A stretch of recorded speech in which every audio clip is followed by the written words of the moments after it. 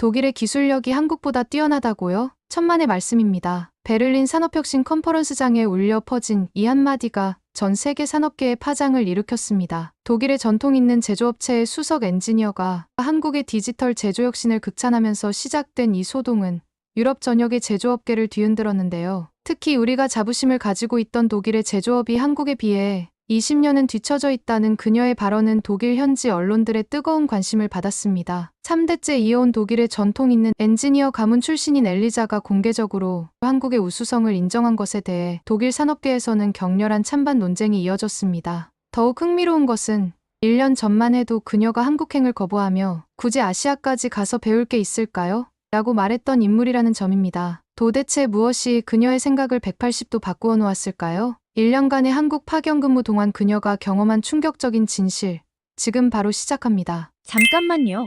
1초면 가능한 좋아요 버튼을 눌러주시면 영상 제작에 큰 힘이 됩니다. 저는 독일 함부르크의 반도체 제조 장비 회사에서 수석 엔지니어로 근무 중인 엘리자 하일리입니다. 할아버지와 아버지 모두 이 분야의 전문가였고 저 역시 자부심을 가지고 아버지의 뒤를 이어 이 길을 걸었습니다. 하지만 최근 우리 회사의 기술 발전 방향을 보면서 과연 이 길이 제가 꿈꾸던 길이 맞는지 고민하게 되었습니다. 연구실에서 새로운 반도체 세정 장비의 설계도를 검토하던 그날도 평소와 다르지 않았어요. 이후에 과부하화합물 규제 때문에 친환경 세정액으로 전환하는 프로젝트를 진행하고 있었는데 예상보다 난항을 겪고 있었죠. 그때 연구소장이 저를 찾아왔습니다. 한국의 선도적인 반도체 기업과의 협력 프로젝트를 위해 제가 6개월간 파견을 가야 한다는 것이었어요. 처음엔 그저 당황스러웠습니다. 물론 한국의 반도체 산업이 세계적인 수준이라는 것은 알고 있었지만 독일의 기술력으로도 충분하다고 생각했거든요. 하지만 연구소장이 보여준 자료는 충격적이었어요. 글로벌 메모리 반도체 시장에서 한국이 60.5%의 점유율을 차지하고 있었고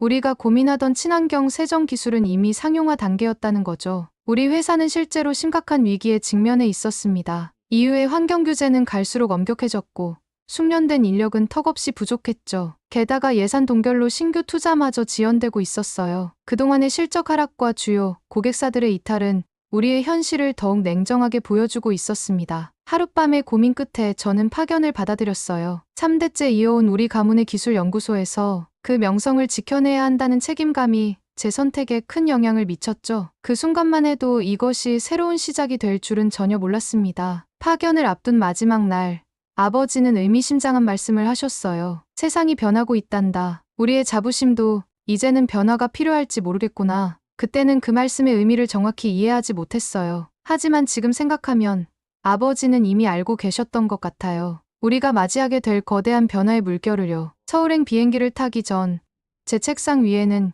여전히 해결하지 못한 친환경 세정 기술의 설계도가 놓여 있었습니다. 그때는 몰랐죠. 제가 찾던 답이 8,500km 떨어진 곳에 있다는 사실을요.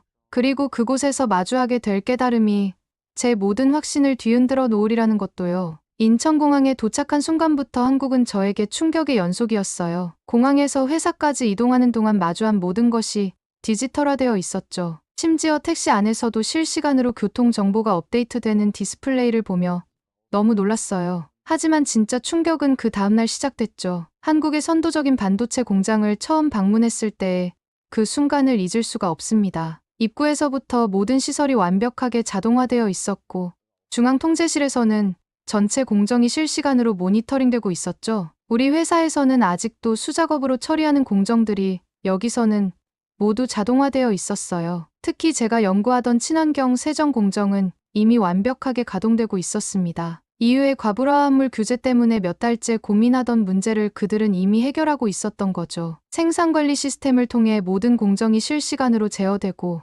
품질 관리까지 자동으로 이루어지는 모습은 충격 그 자체였어요. 더욱 놀라운 것은 물류 시스템이었습니다. 전체 공장이 하나의 유기체처럼 움직이고 있었어요. 원재료가 들어오는 순간부터 완제품이 출하되는 순간까지 모든 과정이 실시간으로 추적되고 관리되었죠. 우리가 일주일에 한 번 확인하는 재고 현황을 여기서는 실시간으로 파악하고 있었습니다. 처음 며칠간은 이 모든 것이 비현실적으로 느껴졌어요. 독일에서 자부심을 가지고 있던 우리의 기술이 여기서는 이미 구식이 되어 있었으니까요. 특히 우리가 수동으로 처리하는 많은 공정들이 여기서는 AI 시스템으로 자동 처리되는 것을 보며 독일의 기술력이 뒤처지고 있다는 현실을 직시할 수밖에 없었습니다. 한국 엔지니어들의 일하는 방식도 달랐어요. 문제가 발생하면 즉시 해결팀이 꾸려지고 실시간으로 데이터를 분석하며 해결책을 찾아갔죠. 독일에서라면 며칠이 걸릴 의사결정이 여기서는 몇 시간 만에 이루어졌습니다. 이런 충격적인 경험 속에서 제 머릿속을 스쳐 지나간 것은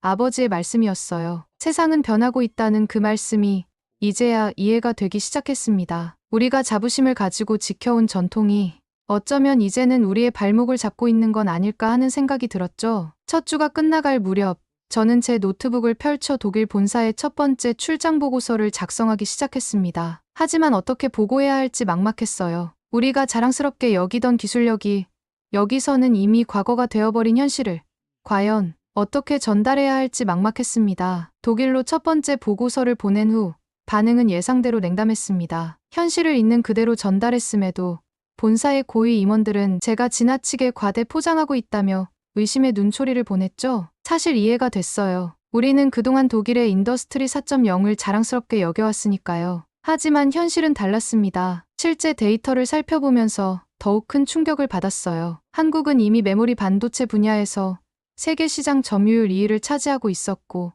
우리 독일은 반도체 생산보다는 수입에 의존하고 있었거든요. 기계공학 강국이라는 자부심이 오히려 발목을 잡고 있었던 거죠. 특히 스마트 팩토리 분야에서 큰 차이를 발견했습니다. 우리는 지멘스의 암베르크 공장을 자랑스럽게 생각했지만 그건 하나의 사례에 불과했어요. 반면 한국은 정부 주도로 제조업 전반에 걸쳐 스마트 팩토리를 확산시키고 있었죠. 환경 규제 대응에서도 차이가 났습니다. 독일은 환경 규제를 혁신의 기회로 삼으려 노력했지만 실제 기술 적용 면에서는 한국이 한 발 앞서 있었어요. 한국 기업들은 이미 규제를 넘어선 기술들을 개발하고 있었습니다. 그때 마침 독일에서 충격적인 뉴스가 들려왔습니다. 연방헌법재판소의 판결로 반도체 산업 투자 예산이 동결되었다는 소식이었어요. 주요 글로벌 반도체 기업들의 독일 공장 건설 계획마저 지연될 수 있다는 전망이 나왔죠. 이러한 소식을 접하며 독일 반도체 산업의 현주소를 더욱 실감하게 되었습니다. 한국에서의 근무가 2달째로 접어들면서 우리가 직면한 문제들이 더욱 선명하게 보이기 시작했어요. 독일의 반도체 산업은 단순히 기술력의 문제만이 아닌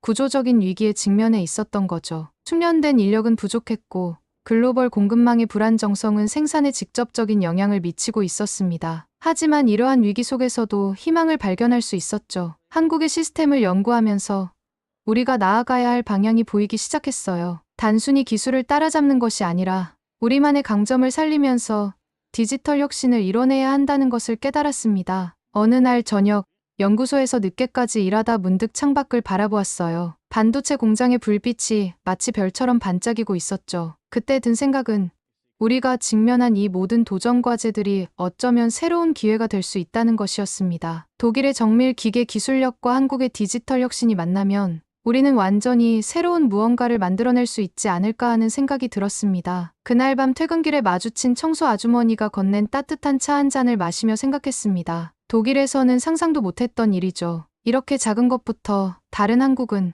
어쩌면 우리에게 기술, 혁신 이상의 것을 가르쳐주고 있는지도 모르겠다는 생각이 들었습니다. 한국 생활이 한 달을 넘어가면서 낯선 환경에 조금씩 적응해가고 있었습니다. 매일 아침 연구소에 출근하면서 마주치는 젊은 엔지니어들의 에너지는 여전히 놀라웠어요. 제가 조사한 바로 한국산업통상자원부의 통계에 따르면 매년 5%의 인력이 더 필요하다고 하는데 현장에서 보니 그 이유를 알 것 같았죠. 처음에는 그들의 업무 방식이 무질서해 보였어요. 회의실에서 격렬한 토론이 오가다가도 금세 웃음소리가 들리고 늦은 밤까지 작업하다가도 다음날 아침이면 어김없이 활기찬 모습으로 나타났죠. 독일에서의 체계적이고 차분한 분위기와는 너무나 달랐습니다. 특히 20대 초반의 젊은 엔지니어들과 일하는 것은 제게 큰 도전이었어요. 그들에게 디지털 기술은 마치 모국어처럼 자연스러웠고 새로운 시스템을 받아들이는 속도는 믿을 수 없을 정도로 빨랐죠. 독일에서라면 최소 일주일은 걸릴 설계 변경이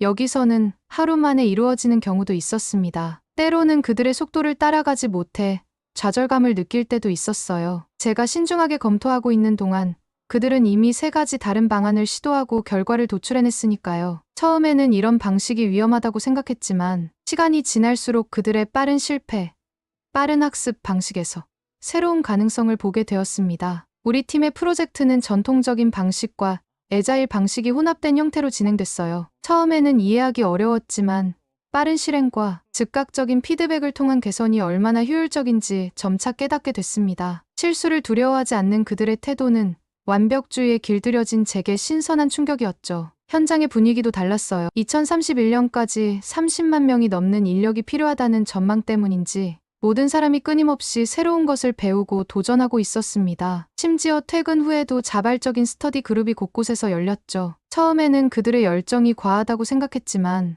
시간이 지날수록 그 에너지가 저도 모르게 전염되는 것을 느꼈어요. 덕분에 프로젝트도 빠르게 진전되었죠. 새로운 친환경 세정 시스템 설계는 예상보다 훨씬 앞당겨졌고 테스트 결과도 좋았습니다. 하지만 이런 변화의 속도가 오히려 새로운 고민을 안겨주었어요. 빠른 속도로 진행되는 혁신이 독일의 전통적인 방식과 충돌하면서 예상치 못한 갈등이 시작됐습니다. 매주 진행되는 본사와의 화상회의는 점점 더 긴장된 자리가 되어갔어요. 왜 기존의 검증된 방식을 바꾸려 하는가? 이런 급격한 변화가 과연 안전한가라는 질문들이 쏟아졌죠. 특히 연구소장은 우리는 당장 실행 가능한 솔루션이 필요하지 시험이 필요한 게 아니다라며 강하게 제동을 걸었습니다. 저는 이해했어요. 수십 년간 쌓아온 독일의 방식을 하루아침에 바꾸는 것은 분명 위험해 보였을 테니까요. 하지만 동시에 한국에서 목격한 혁신적인 시스템의 효율성도 무시할 수 없었습니다. 이건 단순히 시스템을 교체하는 문제가 아니었어요. 우리의 사고방식부터 차근차근 바꿔나가야 했죠. 그러는 와중에 제 개인적인 고민도 깊어졌어요. 매주 화상통화를 하는 마커스는 제가 변해가는 것을 못마땅해 했죠. 당신이 한국에 물들어가는 것 같아 라는 그의 말에 처음으로 서운함을 느꼈습니다. 그는 여전히 전통적인 독일의 방식만을 고수하려 했고 제가 경험하는 새로운 변화들을 이해하려 하지 않았죠. 어느 날 밤 연구실에서 혼자 남아 일하다가 문득 제 모습이 변해가고 있다는 것을 깨달았어요. 예전 같았으면 완벽한 계획이 세워질 때까지 기다렸을 테지만 이제는 불완전하더라도 시도해보는 것이 두렵지 않았거든요. 실수를 두려워하지 않는 한국 동료들의 모습이 어느새 제게도 영향을 주고 있다는 것을 깨달았습니다. 그날 밤 마커스에게서 온 메시지를 한참 동안 들여다보았어요. 언제 독일로 돌아올 거야?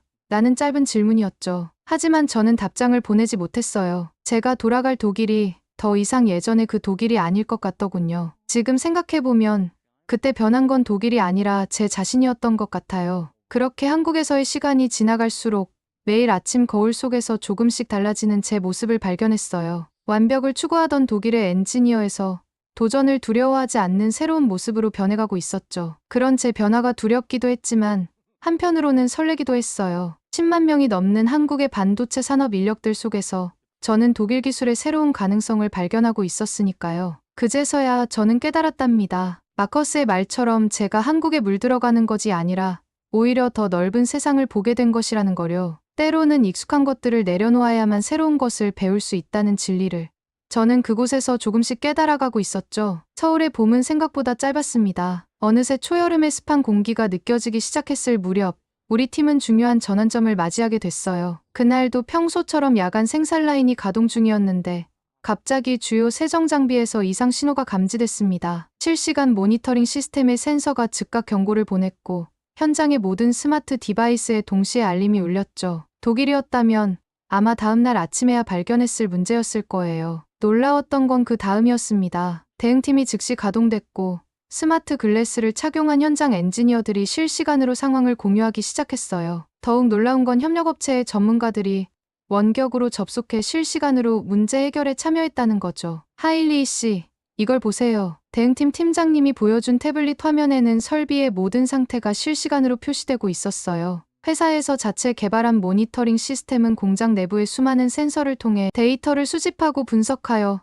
문제가 발생하기 전에 미리 예측할 수 있게 해준다고 했습니다. 그날 밤 저는 처음으로 한국의 스마트 팩토리가 가진 진정한 힘을 이해하게 됐어요. 이건 단순히 자동화된 시스템이 아니었습니다. 실시간 데이터 수집, AI 기반 분석, 협력업체와의 즉각적인 정보 공유, 이 모든 것이 유기적으로 연결되어 하나의 생명체처럼 작동하고 있었죠. 며칠 뒤 독일 본사와의 화상회의에서 저는 처음으로 강하게 주장을 했습니다. 우리도 이런 실시간 모니터링 시스템을 도입해야 한다고요. 처음에는 회의적인 반응이 대부분이었지만 제가 직접 경험한 그날 밤의 일을 상세히 설명하자 분위기가 조금씩 바뀌기 시작했습니다. 그리고 그즈음 마커스에게서 결별을 통보받았습니다. 이상하게도 마음이 그리 아프지 않았어요. 오히려 이제야 제가 가야 할 길이 선명하게 보이는 것 같았죠. 제가 본 것은 단순한 기술의 차이가 아니었습니다. 이건 미래를 바라보는 관점의 차이였어요. 늦은 밤, 연구소에서 마지막 점검을 마치고 나오는데 팀장님께서 따뜻한 커피를 건네줬어요. 기술은 사람을 위한 거예요. 우리가 만드는 이 모든 시스템도 결국은 누군가의 삶을 더 나아지게 만들기 위한 거죠. 그의 말은 제 마음속 깊이 새겨졌습니다. 그동안 저는 기술만 바라보고 있었지만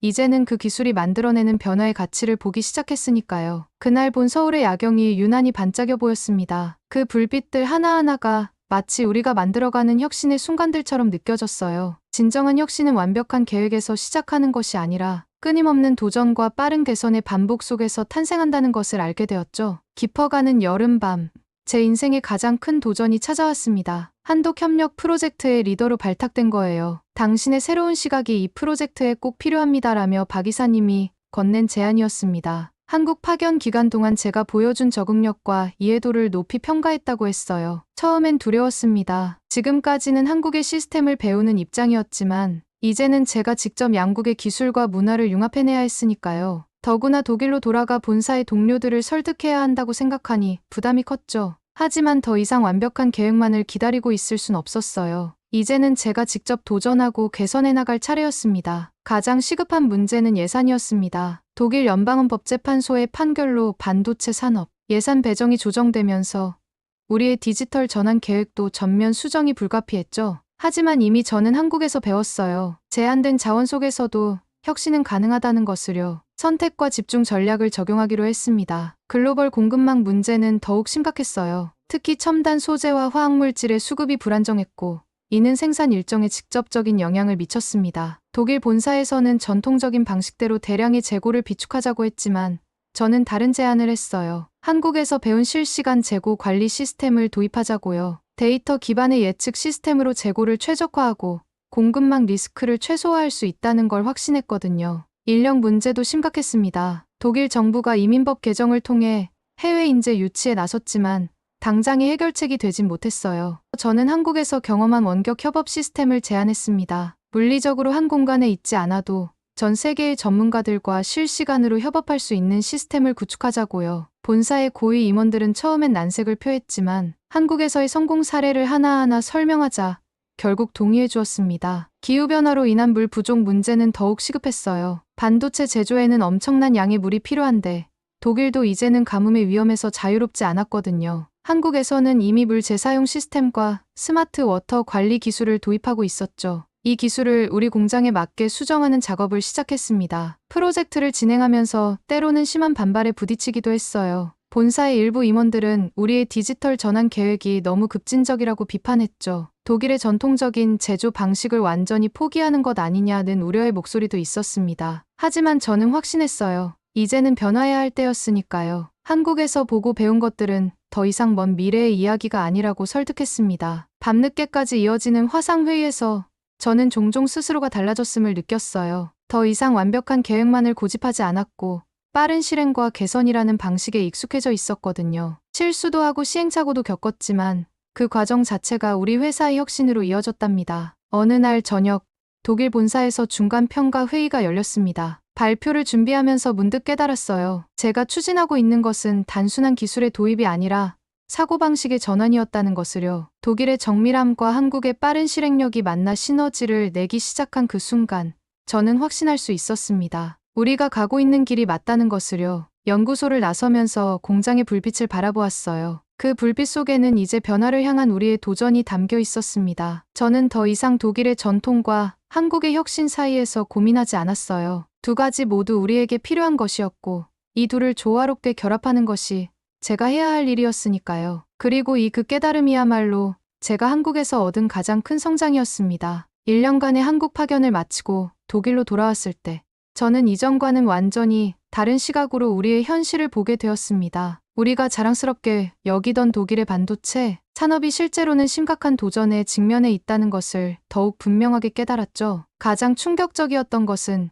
우리의 기술력이었어요. 유럽의 반도체 시장 점유율이 10%도 되지 않는다는 사실도 충격이었지만 더 큰 문제는 우리가 생산하는 최신 반도체가 14나노미터 급에 머물러 있다는 점이었습니다. 한국에서 경험한 최첨단 기술과 비교하면 우리는 너무나 뒤처져 있었죠. 공급망 문제도 심각했어요. 반도체 제조에 필수적인 첨단 소재와 화학물질의 대부분을 아시아에서 수입해야 했기 때문에 생산 안정성을 확보하기가 어려웠습니다. 제가 한국에서 보았던 완벽한 공급망 관리 시스템이 간절히 필요한 상황이었죠. 하지만 가장 큰 문제는 우리의 마인드였습니다. 제조업 강국이라는 자부심이 오히려 발목을 잡고 있었어요. 디지털 전환의 필요성은 알면서도 실제 추진은 지지부진했죠. 전통적인 방식을 고수하려는 경영진들을 설득하는 것이 제 첫 번째 과제였습니다. 인력 문제도 심각했어요. 새로운 기술을 도입하려 해도 이를 운용할 수 있는 숙련된 인력이 부족했습니다. 한국에서는 이미 AI와 빅데이터를 자유자재로 다루는 젊은 엔지니어들이 넘쳐났는데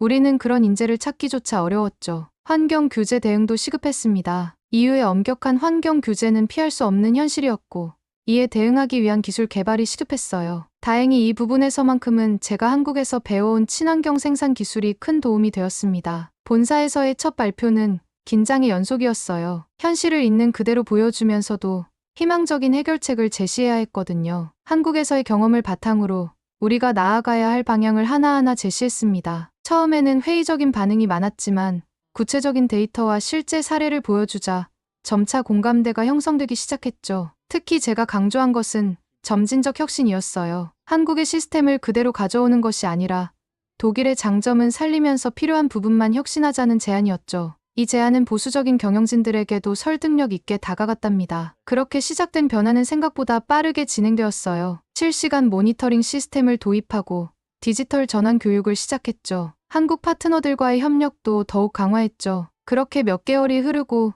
우리 회사는 놀라운 변화를 이뤄냈습니다. 처음에는 작은 변화였지만 그것이 눈덩이처럼 커져 이제는 전체 공장이 새로운 모습으로 탈바꿈하고 있어요. 특히 최신 디지털 기술을 도입한 우리의 새로운 클린룸은 기존 대비 필요 면적을 절반으로 줄이고 자재 소비도 40 가까이 절감하는 놀라운 성과를 보여줬답니다. 가장 보람 있었던 것은 한독산업기술협력센터와 함께 진행한 프로젝트였어요. 베를린에 새로 문을 연 이 센터를 통해 우리는 한국의 첨단 기술을 더 체계적으로 배울 수 있게 되었죠. 특히 AI와 분야에서의 공동 연구는 우리 회사의 새로운 가능성을 열어주었습니다. 변화는 거기서 그치지 않았어요. 제가 한국에서 경험한 것을 바탕으로 여성 엔지니어를 위한 멘토링 프로그램을 시작했습니다. 과학, 기술, 공학, 수학 분야에서 여성의 참여를 높이는 것이 얼마나 중요한지 한국에서 배웠거든요. 처음에는 작은 모임으로 시작했지만 이제는 회사를 대표하는 프로그램으로 자리 잡았답니다. 디지털 트윈 기술과 AI를 활용한 생산 공정 최적화도 시작했어요. 한국에서 보았던 실시간 모니터링 시스템을 우리 방식으로 재해석한 거죠. 생산 시간은 줄어들고 품질은 향상되었으며 무엇보다 직원들의 만족도가 높아졌습니다. 아버지도 이제는 제 선택을 이해해주세요. 오히려 요즘은 저와 함께 한국의 기술 동향을 살펴보시며 우리 가문의 새로운 전통을 만들어가고 계신답니다. 혁신도 전통이 될 수 있다는 말씀을 자주 하시죠. 며칠 전 저는 우리 회사의 디지털 혁신 성과를 발표하기 위해 베를린의 한 컨퍼런스장에 섰습니다. 청중들 앞에서 1년 전 제가 한국행 비행기에 올랐던 순간부터 이야기를 시작했어요. 그때는 몰랐죠. 그 선택이 저를 이렇게 다른 사람으로 만들어 놓을 줄은요. 발표가 끝난 후 한 청중이 이렇게 물었어요. 독일의 전통적인 제조 방식을 포기하는 건 아닌가요? 저는 미소를 지으며 대답했어요. 아니요. 우리는 전통을 버린 것이 아니라 새로운 전통을 만들어가고 있습니다. 정밀함과 완벽함이라는 독일의 가치에 한국의 혁신과 속도를 더한 새로운 전통이요. 이제 매일 설레는 마음으로 회사에 출근합니다. 오늘 또 어떤 도전이 기다리고 있을지 기대되면서 이런 변화가 가능하도록 이끌어준 한국의 모습을 떠올리게 돼요. 한국에서 배운 것들을 본받아 저도 더 나은 미래를 만들어가고 싶습니다. 긴 제 이야기 들어주셔서 감사합니다. 오늘은 독일의 전통 있는 엔지니어, 가문 출신 엘리자 씨의 사연을 들어보았습니다. 한국의 앞선 반도체 제조 기술과 스마트 팩토리 시스템을 통해 글로벌 디지털 혁신을 선도하는 우리나라의 위상을 다시 한번 확인할 수 있었던 시간이었습니다. 특히 실시간 모니터링 시스템과 신속한 문제 해결 능력, 빠른 의사결정 문화는 독일의 전통적인 제조 방식에 신선한 충격을 주었다는 점이 인상적이었는데요. 한국의 디지털 전환 노하우가 독일의 제조업 혁신을 이끌어낸 것처럼 앞으로도 우리나라의 기술력이 세계 산업 발전에 어떤 영향을 미칠지 기대가 됩니다. 여러분은 한국의 스마트 팩토리와 디지털 혁신에 대해 어떻게 생각하시나요? 우리나라의 기술력이 세계에 미치는 영향에 대한 여러분의 의견을 댓글로 남겨주세요. 감동뭉클에서는 여러분의 소중한 마음을 모아 사연 주인공들에게 전해드리고 있습니다. 여러분 주변에 감동적이거나 재미있는 실제 사연들을 제보받고 있으니 언제든 저희 공식 메일로 제보해주세요. 오늘 들려드린 사연에 공감하셨다면 구독과 좋아요 눌러주시고 주변 분들과도 공유해주세요. 여러분의 작은 관심과 응원이 더욱 좋은 콘텐츠를 만드는데 큰 힘이 됩니다. 오늘도 여러분의 하루의 작은 즐거움이라도 되었기를 바라며 지금까지 감동뭉클이었습니다. 끝까지 시청해주셔서 감사합니다. 다음에 더 감동적인 사연으로 찾아뵙겠습니다.